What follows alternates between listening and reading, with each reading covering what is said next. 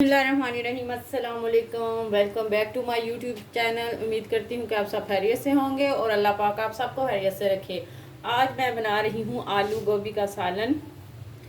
चले आए शुरू करते हैं। प्याज 2 अदद मैंने प्याज लिए हैं, मीडियम साइज। अभी डालेंगे इसमें लहसुन अदरक का पेस्ट, 1.5 टीस्पून जाएगा इसमें। आप अपने ना जायके के हिसाब से डाल सकते हैं जितना आप खाते हैं। नमक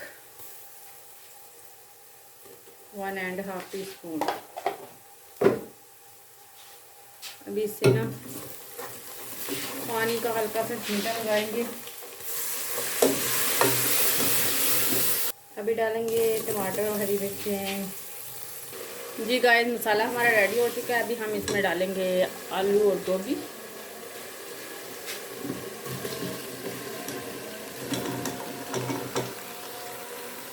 अच्छे से इसको मिक्स करना है। अभी अजानें भी हो रही हैं तो बाद में बताते हैं आपको। देखें जी गाइस, आलू गोभी हमारी रेडी हो चुकी है। तो आप लोग इसे वीडियो को फुल वॉच किया करें, मेरे चैनल को सपोर्ट करें प्लीज़ प्लीज़ प्लीज़।